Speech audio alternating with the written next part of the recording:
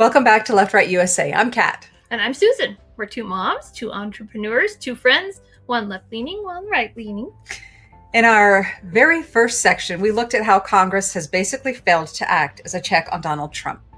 In the second, we talked about the research showing why so many Republicans still support him, because there's no political penalty for their loyalty, only rewards.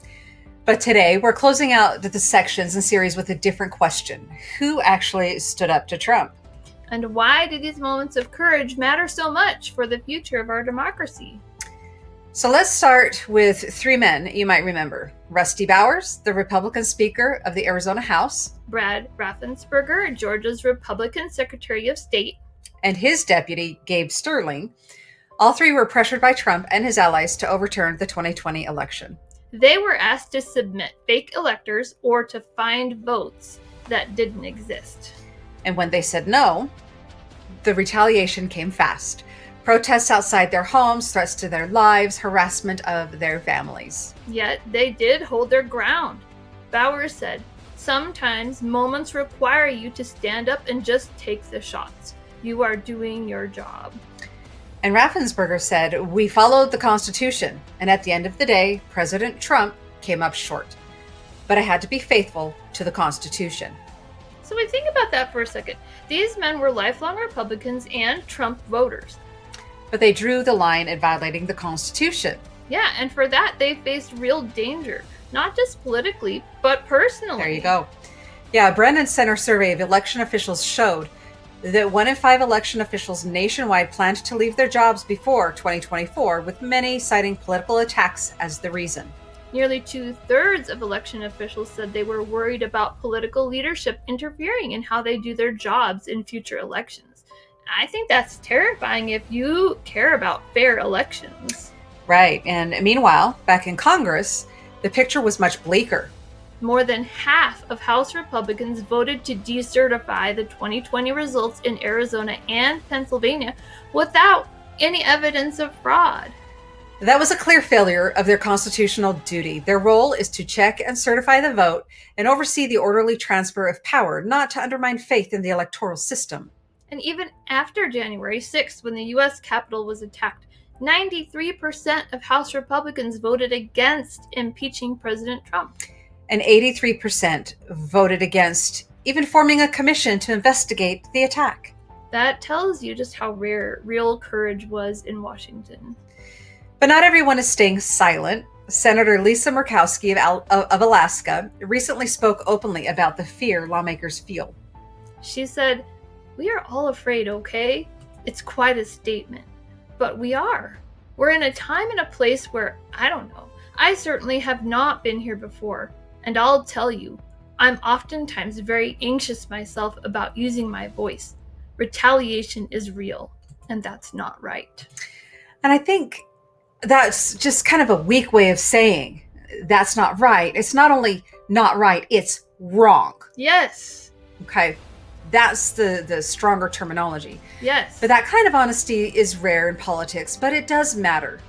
I mean, even though she's saying that's not right, and I further take it, it's wrong. I think it still matters. Yeah, I do. And independent Senator Angus King also called out his colleagues. In an April interview, he spoke about what he views as Congress's dereliction of duty. And he has several cogent reasons why he thinks Congress hasn't acted like they should. So the first thing he said was he thinks his Republican colleagues just don't want to see or acknowledge what's going on. Mm-hmm. He said partially when he talks to them, they say, well, the courts are going to take care of it. Mm-hmm. We'll leave it to the courts. But he says that's a cop-out. And he says a lot of it is about primaries. It's about the concern that Trump or somebody else will run a candidate against you in the next election. Mm-hmm. Yeah. He also says that he, as senators and congressmen, they're not getting the information that they should get from federal agencies or appointees or cabinet members. They're just refusing to give them information. Mm-hmm. So it makes their investigations difficult. Yeah. He says when people say, well, then why aren't the Democrats doing anything? Or the independents like he is? He says, we just don't have the votes. Right. He says the folks who do have the votes so far have just not wanted to see what's going on. He also pointed out that the Speaker has absolute power over what comes to the floor of the House. Okay. Which I thought was an interesting point. Yeah. And he also said that historically, Congress has been slowly abdicating some of its congressional power over to the executive branch. Mhm. For example, with the tariff power. They just Right. decided, let's avoid the controversy, let's let the executive branch do it, then we don't have to take the heat. And he says that's a mistake. He Right. says they need to go back to what it says in the Constitution. Yeah. But finally, he said what it comes down to is a test between institutional loyalty, constitutional loyalty, and party loyalty. And too many chose party. Yeah. So what does this all mean?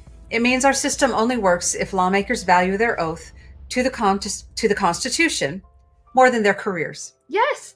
Unless Congress members' own convictions and oath to the Constitution are stronger than their desire to be reelected and their fear of persecution from Trump supporters, they have no incentive to stand up to anything this administration is doing. And that puts us in a dangerous place. It's been 249 years since we adopted the Declaration of Independence. Are we really willing to let nearly 250 years of a representative democracy unravel because of fear and concerns of partisan politics? That is a sobering question. Yeah. So what about you? Would you stand up if it cost you your job or even put your safety at risk?